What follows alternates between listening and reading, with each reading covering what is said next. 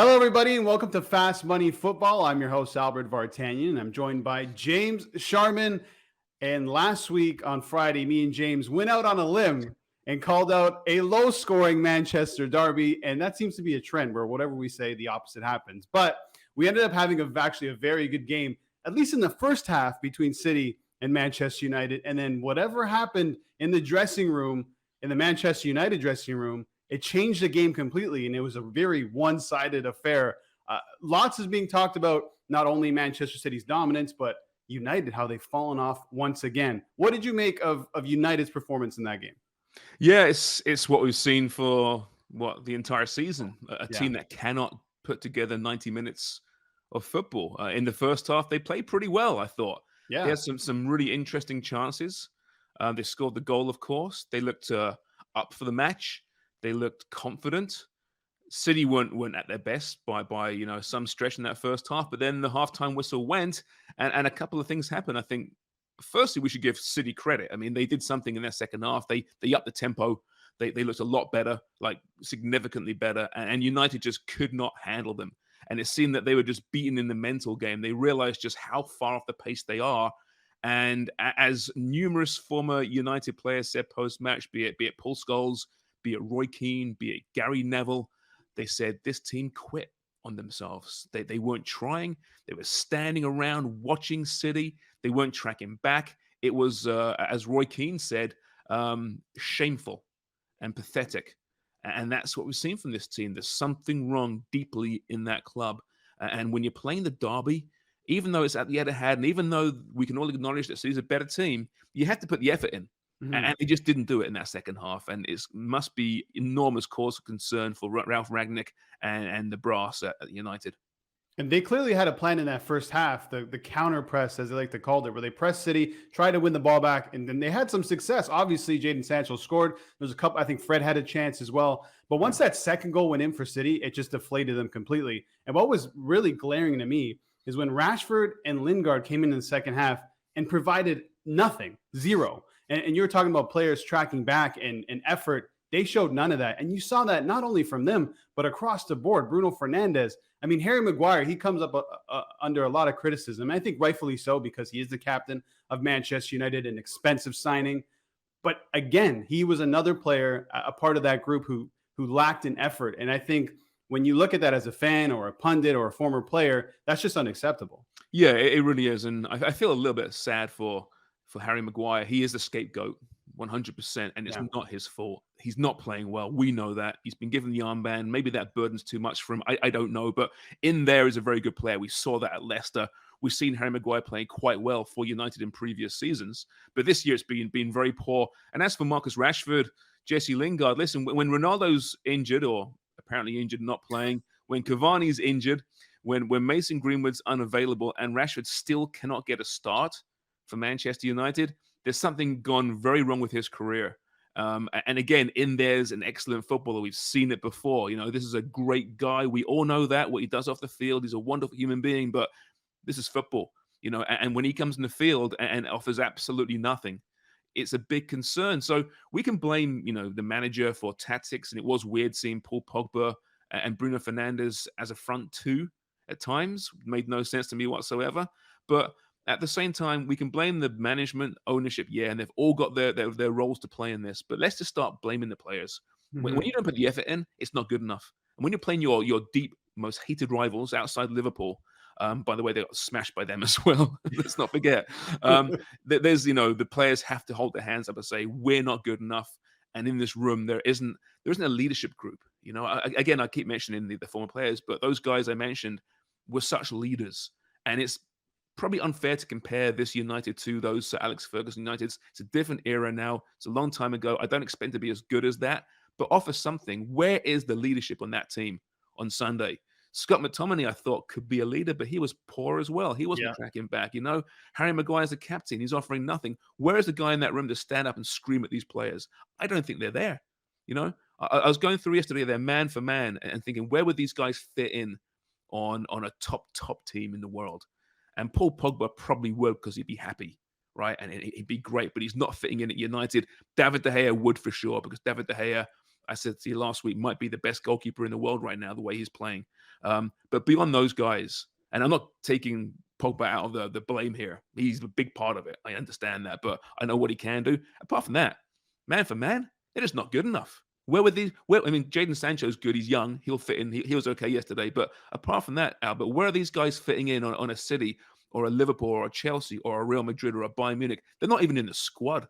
No, none of those players get into the midfield. That back four, no one gets into No. City's back four, let alone maybe even riding the bench, because there's just the quality. There's a different quality. I mean, there's obviously quality in those players. And, you mentioned Harry Maguire. We saw it at Leicester City, man. We saw it at Hull. And for back to Harry Maguire, if he was doing these things at Leicester, at Hull, we wouldn't even be talking about it. But it's because he's the captain of Manchester United. But there's a big golf in class. And when you look at City and you look at Manchester United, a massive difference is leadership, as you keep mentioning. And I think that comes down to the manager. Yeah, the players should get the blame. But what you see on the pitch is somewhat of a reflection from management. And whether that's on Ranić or maybe the people above him, I'm not sure what that is. If a new manager is going to fix this, I don't know, because we saw what happened after Ferguson. How many managers came in and nothing changed? World-class managers. You want to talk about Van Gaal, Jose Mourinho. I mean, David Moyes, I don't know if I'm going to class him as a world-class manager, but a very good manager. And that didn't work. So I'm just not sure what the answer is for this team. Well, let's be honest about it. Okay, so it really does come from the very, very top. Yeah. Right. The management there has been appalling from ownership down. They haven't invested like perhaps they should have done. They've just thrown these managers into a situation and thrown these players with no plan as such. When you watch City play or Liverpool or even Chelsea, you see a system. You see players being brought in to fill specific roles, as opposed to, well, this guy's available, let's go and grab him. And Ronaldo's a prime example of that. Now, let's not blame him for yesterday. He wasn't even playing on the pitch, right? But he's kind of the poster boy for a team with no plan and how he wouldn't fit into this system. So, I mean, that comes from the very top. Where's the director of football? Where's the football IQ at that club? I still feel bad for Ole Gunnar Solskjaer. I think he's a half-decent manager. Again, not world-class, right? But he was throwing all these players and said, make it work. And now it's Ralph Rangnick's job to try and make it work. And then in the summer, it'll be someone else. So there's got to be a fire sale there, I think. The new guy that comes in, whoever it is, be it Pochettino, be it Ten Hag, I don't know who it's going to be, but they've got to just basically burn down that house and rebuild it from the ground up. And it might be a couple of rough years. And I think United fans looking at those performances this season will be open to that. They'll say, okay, we'll take a step back. We won't consider the Champions League for a couple of years, but we'll build and we'll get some players in there and we'll spend some money where it should be spent. Because if I'm a United fan, I'm just stunned. Like, what happened to this club? They showed Sir Alex Ferguson in the stands yesterday at City, and I just wanted to be inside his brain for a few minutes thinking, what is he thinking right now? What happened to the club that I built? They're a disgrace.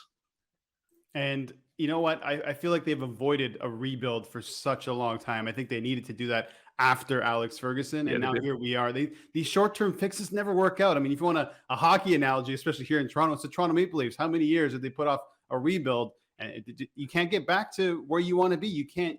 If you don't have a solid foundation, it's not going to work. You can't just keep putting players in positions and hopefully it's going to work out, as you mentioned with Cristiano Ronaldo. There's no plan there. It's a big issue. And now they're fighting for the top four. And to be honest, I know they're one of the favorites, but for me, they look unlikely to make that top four based on the way Arsenal's playing. I mean, United are in fifth, 1 point out of fourth. West Ham, okay, they lost to Liverpool at the weekend. They probably are going to be a stretch to make top four. But then you have Spurs behind them who have 3 games in hand. It's going to be a tough end to the season for United. And they can come away with absolutely nothing. They can get bounced from the Champions League and no top four. And then where do you go from there? Hey, they could win the Champions League still, Albert. Do you imagine? Oh, my goodness. It's possible. I mean, anything is possible at this point. Did you hear that post-match? McTominay's, and I feel bad for the guy, right? He's thrown out in front of the cameras, asked tough questions, right? But that's his job. Yeah. And he goes, well, now we just got to go out and we have to go out and win the Champions League and finish top 4. But, yeah. Okay, Scott, go right ahead and do that, But of course he has to say that, but he can't believe it for a second. But if you look at the top 4 battle right now, I mean, there's no way they're finishing top 4. Like I said, they've got 10 games left. They're a point back of Arsenal, who have 3 games in hand on them. Spurs, as we've discussed before, for they're still in the hunt for top 4. They got 3 games in hand. There's no way United, from what I've seen, have shown any fight or any mettle in that side to even think about a top 4 run. So I think if you're a United fan, you got to just essentially right after this season. Hope for another round in the Champions League. You never know, Yeah. but it's unlikely. Or pray for some sort of run in the Champions League. But let's look at the top of the table. The title race, City minus 400 favored once again. They have Palace, Burnley, and then Liverpool, their next couple fixtures. For Liverpool, it wasn't the most entertaining game, but they beat West Ham 1-0 at Anfield. Another win at Anfield, by the way. Coming up for them, Brighton, Arsenal, Watford, and then City plus 275. So instead of asking you who do you think is going to win it, because this can keep changing, City are clearly the favorites. But do you think the title race will go down to the wire? Will we have a title race at the end of the season? Yeah, well, it all depends on that game against Liverpool, I think. I mean, listen, anything can happen. We saw City capitulate to Spurs, right? Anything can happen. There's lots of games left, but it looks like Liverpool can win when they're not playing very well. And we saw that even against West Ham on the weekend. So I think there's a good chance if they can get points, of course, in that match at the Etihad in April. It comes down to that. If they get points in that match, then absolutely. Even a draw, then it could go down to the wire. We've got a race, absolutely. If City win that game, then I think you can say farewell.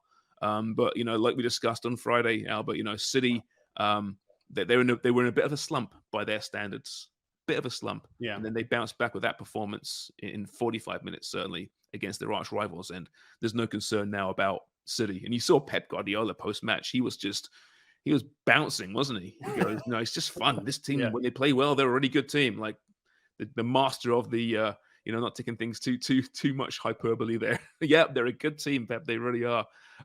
He's feeling good about this side once again. Jack Grealish looked fantastic. He looked great. Yeah, back in the starting 11. Phil Foden. I mean, all those comparisons to Gaza and these players. I mean, a bit unfair maybe, but he looks really legitimately a global superstar in the making there, if not already. Really very, very good. So I think they're in good shape, and I still put money. Obviously, they're favorites for a reason, but plus 275 for Liverpool. It's not the worst thing in the world to put some money on that, is it?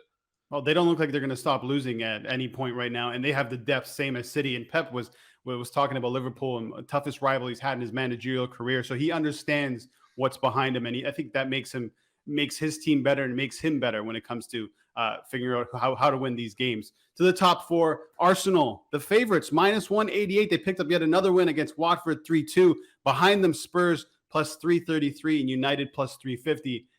Arsenal, are we really talking about Arsenal right now? Are they legit? We haven't spoken about them for a long time. Nobody has. Are they like the quietest team in the Premier League right now? It's crazy. So. Yeah. Given how they keep winning games and winning them well. It seems that since Aubameyang got booted and started scoring goals once again for Barcelona, which must really slight Arsenal fans, but they've come together, it seems, hasn't it? And Bukayo Saka looks superb. I mean, that game on the weekend, that was a great game against Watford. There were 5 goals, 3-2 Arsenal win, and 5 great goals. Like, really great goals. The bicycle kick by Hernandez from Watford, the Saka goal. I mean, man, Arsenal were playing like tiki-taka. It was great to watch. So I think they're back. I do. And maybe we should start talking about them more. In fact, I'll make a point of talking about Arsenal on Friday's show because I think we've done them short service so far. And for obvious reasons, they've had an up and down season, but right now they're finding their mettle at the right time and legitimately a top 4 club. A ton of noise comes out of Arsenal when they're losing, obviously, with Arsenal Fan TV. And everyone likes to jump on Arsenal when they're down, but they're playing extremely well. And I mean, they've kind of been overshadowed by what's going on at Manchester United, obviously what's going on at Tottenham Hotspur. And that's where we go now. They play Everton today, the Monday night game, which is, I think it's a fascinating game. There's so many storylines in this from both sides. But once again, James, we have some new Antonio Conte quotes. He was comparing the Spurs job to the Inter job, and I found some of them interesting. He said, I think that when Inter came to my house to ask me where to go, they asked me to win in 2 years and gave me the possibility to do what I want. He then said, I can tell you this. With Tottenham, honestly, we didn't speak about this. Maybe the target is different because in Italy, we only had to chase one team. We can't compare the situation with my experience at Inter Milan. For this reason, we have to be focused on finishing the season in the best possible way. Then the situation will become clear. So I think this is another shot at the club, another shot at Daniel Levy. I think he's basically saying, I don't know what the goal of this club is, but I'll have an idea based on where we finish at the end of the season.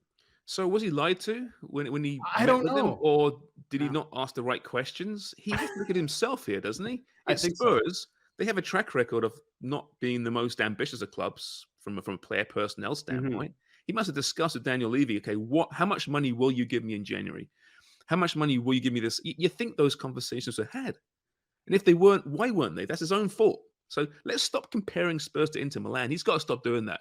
It's getting boring. But to him and Lukaku, my God, I'm bored of Inter Milan. They get more press in England than some English teams do, than Arsenal does, Yeah. for example, right? Let it go. They're a great team. They play over there in Italy, all right? Focus on the Premier League right now. And yeah, I mean, you wonder how it affects his players too when their managers going off thinking, I don't know how ambitious this club is. And they're thinking, hey, Gaff, we do give our best. We put everything out there. So, I mean, if you want to convince Harry Kane to stay, I don't think Antonio Conte would be the best guy to convince him because he's probably going, Harry, should we get out of here? I'm kind of done with this, Yeah. He's not doing a very good job at the moment if he's saying, I don't know what the ambition of this club is. So we'll see what happens at the end of the season. But they have Everton today. And once again, their favorites minus 170 at home to Everton plus 525. Spurs 6 points off Arsenal in fourth, 3 games in hand on United plus West Ham. Similar to Arsenal, they have the same games in hand. For Spurs, they beat Leeds 4-0, which was a great result. Ended Marcelo Bielsa's reign at Leeds. But then they lose in the FA Cup to Middlesbrough, 7th in the Premier League at the moment. I really want to go into this backing Tottenham to win this game at home against an Everton side that's been poor, but they're just so unpredictable. The form has been so up and down. I mean, I just don't know how you can do that because based on what we've seen, they slip up time and time again. So I can totally see Everton picking up a result here. Yeah, it's so strange, given how Spurs they beat City, lose to Burnley, beat Leeds 4-0, lose to Middlesbrough. I saw a report today, a story talking about how if you look back at Conte's record at Spurs, when he has a week or so to prepare for a team, they look really good. It's when the games come too thick and fast is when they struggle. And he's had 6 days now for this one against Everton, right? So that bodes really well for Spurs, who are playing, they can play great football right now. He loves playing against Everton. Conte, 5-0 so far, hasn't conceded a goal against Everton, but Everton are the worst away team in the league right now. The worst record is pathetic, right? Winners in 10 away, and there's some bad teams in that league. And to have the worst record, it is something really bad. But, Frank Lampard loves to attack teams on the road as well, which is part of the issue right now. So I think this could be one of those days when Spurs look really good. I'm thinking it, and they're good for the points today. Dele Alli back against Spurs is interesting too. Will he get the start for Everton? He's got a lot to prove to that club, so maybe he could be the X factor. Difficult to get into that midfield, I think, with Allen, Doucouré, and possibly Danny. Maybe not a start, but yeah, he'll be raring to get on the pitch, though.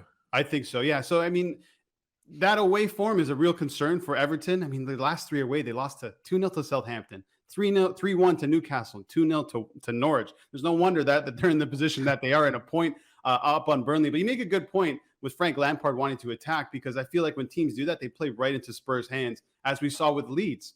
Right? Leeds attack. They leave those spaces open for a player like Harry Kane to find Son, and Kulusevski scoring goals as well. Yeah. Lucas Moura is back. Bentancur is back in the midfield. So they're starting to get healthy. And yeah, so I can see some openings for Spurs to really hurt Everton, but it's very difficult to back Spurs at the moment, and also difficult to back Everton. I just don't know where to go with this. Maybe outside of Harry Kane scoring a goal, because he seems to love scoring goals against Everton. 12 goals in 14 appearances. How do you see this playing out? What's the result here? It's because they're so unpredictable. Let's go for the form book right overall, and they've lost 1 of 18 against Everton. Okay. Spurs own Everton right now. Son and Kane seem to be back together. There's some synergy there. Kane's been great.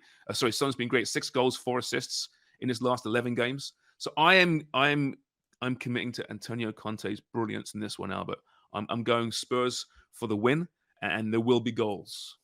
Several goals. Decent value as well. Tottenham they've started out minus 170. You can get them around minus 150. So if you just want to not complicate it, go straight up. You want to back the home team, go ahead, minus 150. This is a stay away from me. But let's transition now to the Champions League, and we got a couple big matches, starting with Bayern Munich minus 600, James, against RB Salzburg plus 1400, 14-1 in the first leg, and ended 1-1. Just 2 wins, James, for Bayern in their last 5. And they should be good enough, I think, to win this game. But, they've been uncharacteristically, unpredictable in terms of form since the start of the year. So, yeah. I mean, what type of performance should we expect from them? Yeah, I mean, they've been quite poor. I mean, they were really fortunate against Salzburg last time out, right? Kingsley Coman scoring in the 88th minute. Yeah. To salvage a point in that one. Lewandowski was invisible in that one as well. And there's a lot of talk around his contract right now. His form's dropped, scoreless in 3 games. Is he going to stay there? Is he going to move somewhere else? So maybe that's affecting him. He's not quite the potent force as we've seen for a while right now. Overall, though, they're getting healthier. Muller's back from illness to support Lewandowski. I think we should start talking about Alphonso Davies and how important he is to this team, because since he went out, they haven't been the same team. And they obviously rely on those wide players, but Serge Gnabry is playing wide right now. It's not really his favorite position right at the moment. So there's something not quite right with Bayern, but I'm with you. They're at home. They're playing, it's Red Bull Salzburg, right? They're a good, fun team. They're really poor on the road in the group phase. I think just 1 point. So I think Bayern absolutely are good for the win in this one, and they should progress once again. But listen, let's give Red Bull Salzburg some credit here. Under Matthias Yazil, they're a team to watch for next season as well. Good young players coming through the Red Bull system once again. Yeah, and Salzburg, they've shown they can hold off some big teams. Obviously, Bayern in the first leg. They drew Sevilla away. They beat them at home in the group stage. They're 14-1 for a reason, obviously, but I'm not convinced that they just get steamrolled by Bayern Munich. I mean, Bayern obviously getting a boost with Manuel Neuer coming back. He's been out for quite some time, I think the start of February. So I think this will be a lot closer than the betting line suggests, but Bayern, I think, will have eventually too much for RB Salzburg. I'm going to back Bayern here. I think Bayern to win, plus both teams to score. You can probably get that at plus 140. If you want to stay away from the winner's market completely, I think both teams to score minus 125 is pretty decent value. Yeah, absolutely. Yeah, could be some goals in this one. Okay, Liverpool minus 188 at home at Anfield to Inter Milan plus 475. First leg ended 2-0. Firmino Salah with goals in that one. Liverpool, James, extended their unbeaten run to 15 after beating West Ham on Saturday. And one thing that this stat blows my mind, it's the Anfield factor for Virgil van Dijk. 60 games unbeaten at Anfield, 52 wins, 8 draws. I support Spurs, but taking that away, Virgil van Dijk is probably my favorite player in the Premier League. He's so good. And I just don't remember a defender as good as him in quite some time. I saw him make a mistake on the weekend against West Ham, and it blew my mind. He did a little header back. And West Ham jumped in it, and in the end, Alisson made the save. But I was like, oh, my God, he is human. He does make mistakes. It's so rare to see that, right? He's so consistent, and he's so powerful, but he's got the speed as well. I agree. He's one of my favorite players to watch as well. And centre-backs aren't generally players you say, I want to watch that guy. But he is absolutely box office, and has been the most important signing at that club for, I don't know, 30 years, 35 years. I'm looking back to the 80s now. John Barnes. He came aboard. I mean, it's been that long. They've had some great centre backs at that club, right? From Jamie Carragher to Alan Hansen. There's been so many great defenders, and he might be the best of the bunch. He is that good, and he'll be just salivating at the chance to take on Inter Milan and do what he does and beat Inter Milan at Anfield in one of those magical European nights at Anfield, which we hear so much about. How impressed have you been with Liverpool this season? Because they've been good for quite some time, but it feels like they've actually gone up a gear this season. Yeah, it seems, like I said before, when they don't play well, they still find ways to win. And we saw that in the first leg against Inter Milan. In that first half in particular, Inter looked really good, had some great chances. And then they managed to find a switch in that second half and scored those 2 goals. And they were the better team in the end. But Inter Milan weren't bad at all. And it just showed me how this Liverpool team is that super club right now. And perhaps they don't get quite the respect they should, purely because of City's dominance in the last, I think, 3 titles in the last 4 years. But yeah, they're just so much fun to watch, aren't they? I mean, my God, there's no more fun to watch than Mo Salah. And then they bring in Luis Diaz in January, a player that they really wanted to bring in the summer, but he's been incredible. It's looking really good. As a Liverpool fan, I fully acknowledge that, I don't hide it. I can't remember many years that I've enjoyed watching them more than this year. For Inter Milan, they won 5-0 at the weekend, James. Like you mentioned, they were pretty good in that first leg, but once again, Liverpool prevailed. Their away form is kind of a concern for me. Winless and 4 on the road, scoring just once in that run, and now they head to one of the toughest places to play in Europe. I don't see Inter Milan winning this game. I think I think we see Liverpool coming away with the victory. Maybe a 2-0. Liverpool plus under 4.5 is even money, which is pretty decent because I don't see that many goals unless this game opens up, which it possibly can because it is, the second leg of the round of 16 of the Champions League. I think we really need to say that teams are going to go all out to try and win because it's do or die. But I see Liverpool winning this under 4.5. How do you see this one playing out? Yeah, Inter not in great form. They've since that match, at the San Siro, one win in 4 games, shut out 3 times as well. But they did score 5 goals this past weekend against the worst team in the Serie A, Sassuolo. And more importantly, Lautaro Martinez scored a hat trick in that one. He hadn't scored since December, and he is key to that team. We saw how great he was last year beside Lukaku, and he's been really quiet in 2022, but a good, 2021. So, I'm with you. I see a 2-0, a 2-1 type scoreline here, pretty tight. Liverpool will manage themselves, knowing that they're up 2-0.